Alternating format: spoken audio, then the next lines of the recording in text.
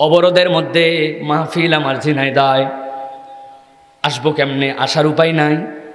অনেক কষ্ট মষ্ট করে দৌলদিয়া ঘাট পার হয়েছি। পার হওয়ার পর যেই নাই এই পারে আসছি, আসার পরে দেখি আর কোনো যানবাহন নাই। হঠাৎ করে একটা ট্রাক আলা ডাক দিচ্ছে, ঝিনাইদহ 400, ঝিনাইদহ 400।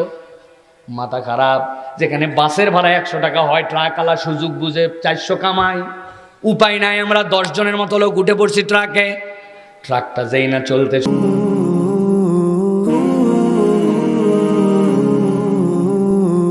রহমান, আল্লাহ রাব্বুল আমিন যদি রহমান না হইতেন, আপনার আমার জন্য কি হতো, আপনার আমার অবস্থাটা কোথায় যেত? মুফাসসিরিনে কেরাম সূরা ফাতিহার তাফসীরের মধ্যে ব্যাখ্যা করেছেন। সূরা ফাতিহার তাফসীরের ভিতরে শাইখ উসাইমিন রাহমাতুল্লাহি আলাইহি তাফসীরুল কোরআনুল কারীমের ভিতরে আল্লামা ইবনে আশুর রহমাতুল্লাহি আলাইহি তার তাফসীরের ভিতরে বলতেছেন, দুনিয়ার মানুষ, একটুখানি ঠান্ডা মাথায় তুমি খেয়াল করে দেখো, দুনিয়ার মানুষের জীবনে আল্লাহর সবচেয়ে দামি পরিচয় যেইটা, ওইটা হচ্ছে আল্লাহ তোমার জন্য রব। সুবহানাল্লাহ বলেন। ওই আলমে আরওয়াহতে খেয়াল করেন, খুব সূক্ষ্মভাবে চিন্তা করে দেখেন। আলমে আরওয়াহতে যখন আমরা ছিলাম, আপনার আমার রব আপনাকে আমাকে বলেছিলেন, আলাস্তু বিরাব্বিকুম, আমি কি তোমাদের রব নই? দীর্ঘ আলোচনা আছে, কোরআনের সপক্ষে কথা আছে, সেই দিকে যাব না। কিন্তু ওইখানে রব সব আরওয়াগুলাকে জিজ্ঞাসা করেছিলেন, আমি কি তোমাদের রব নই?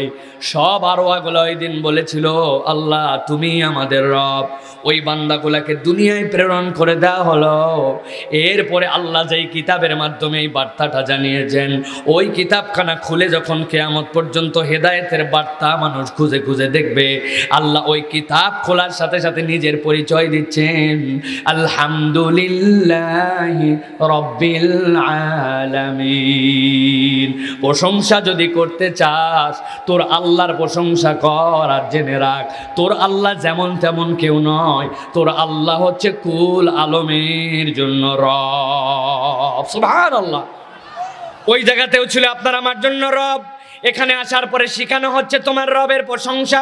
ওই মানুষটা দুনিয়ার জিন্দেগি শেষ করে চলে গেল, কবরে যাওয়ার পরে আল্লাহ রাব্বুল আমিন বলছেন, তোমার জন্য যখন তোমার রূহের সাথে তোমার জাসাদ এই দুটাকে আলাদা করে দেওয়া হবে, দুইটার সাথে যখন তোমার সম্পর্ক শেষ হবে, আল্লাহ বলছেন এরপরে তোমার ওই রূহটাকে আবার প্রথম জিজ্ঞাসা করা হবে, মার রব্বুকা, তোমার রবকে। অতএব কোনো বান্দা যদি দুনিয়াতে তার রবকে চিনে ফেলে, ওই বান্দার দুনিয়া আখিরাতে মুক্তির ব্যবস্থা হয়ে যাবে। ঠিক কি না? আমার আল্লাহ রাব্বুল আমিন এই জন্য বলছেন আর রহমান, তোমার রব হচ্ছেন রহমান। তোমার রব কি হিসাবে রহমান, তিনি তোমার প্রতি কি দয়া করলেন? আল্লাহ বলছেন আর রহমান আল্লামাল কুরআন খলাকাল ইনসানা আল্লামাহুল বায়ান। ও দুনিয়ার মানুষ, তোমার রবের দয়া যদি তুমি দেখতে যাও, তাহলে 1 নম্বর দয়া হচ্ছে তোমার রব তোমাকে কোরআন দিয়ে ধন্য করেছেন। আর 2 নম্বর রহমানের দয়া হচ্ছে দুনিয়ার বুকে তুমি সৃষ্টি মানুষ, তোমাকে রব্বুল আমিন কথা বলার যোগ্যতা দান করেছেন। সুবহানাল্লাহ বলেন। আল্লাহ রাব্বুল আমিন আপনাকে আমাকে কতগুলা অঙ্গ প্রত্যঙ্গ দিলেন, ঠান্ডা মাথায় নিজে নিজে একটু বিবেচনা করেন। আল্লাহ আপনাকে কি কি নিয়ামত দিয়ে ধন্য করলেন? কই আল্লাহর নিয়ামতই তো খুঁজে পাই না। ভাই আপনি কেমন আছেন?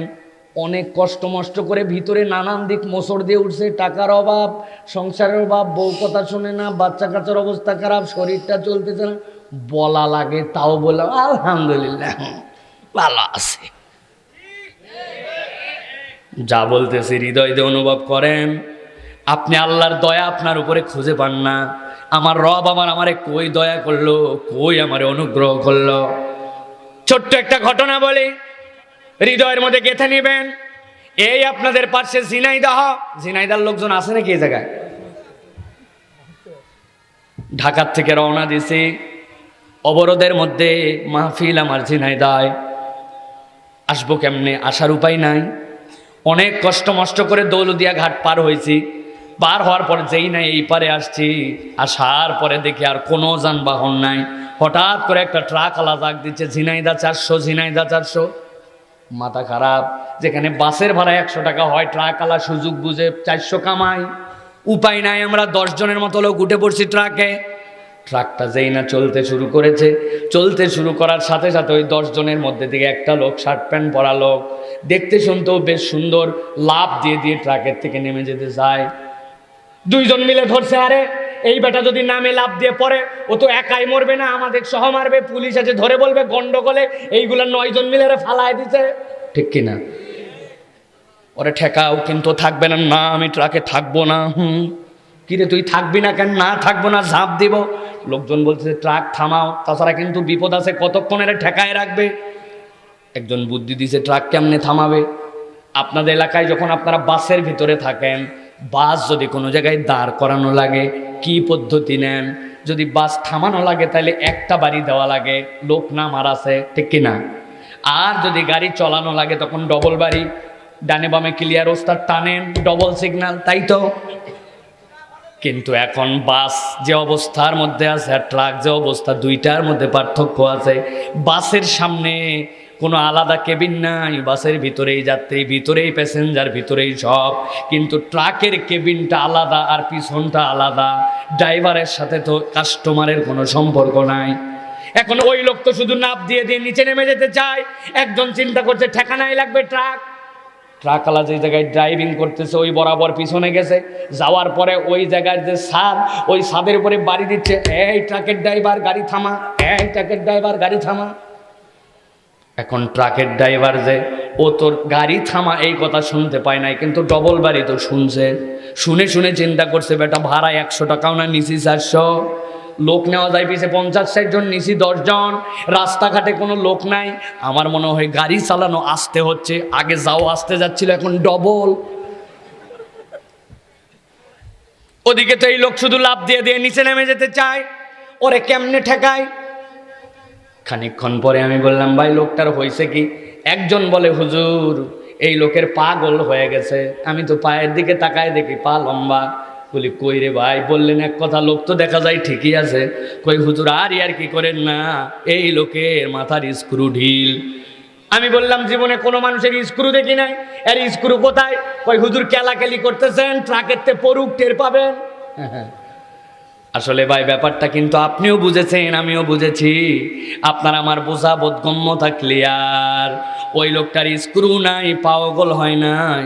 ওই লোকটা আপনার আমার মতো জামা কাপড় সব কিছু পড়ে আছে, চোখ কান নাক সব আছে। এত কিছু থাকার পরেও সামান্য একটু ব্রেনে হয়তো বা কোনো এক জায়গায় একটু ব্রেনের মধ্যে যেই জায়গায় ফ্লুইড যেতে হবে, ব্লাড যেতে হবে, ওইটা যায় না, শুকায় গেছে।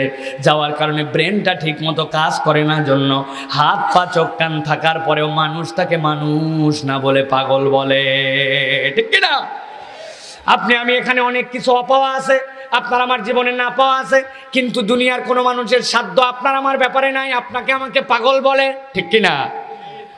আমার আল্লাহ বলছেন, আর রহমান আল্লামাল কুরআন খলাকাল ইনসানা আল্লামাহুল বায়ান। ও দুনিয়ার মানুষ, তোকে যত নিয়ামত দিয়ে আমি ধন্য করেছি, তোর নিয়ামতে আমি রব্বুল আলামিন তোর জন্য বললাম, সবচেয়ে ধন্য করা নিয়ামতের নাম হচ্ছে তোর ব্রেনের সুস্থতা দেওয়ার পরে তোকে দিয়েছি জবান। সুবহানাল্লাহ।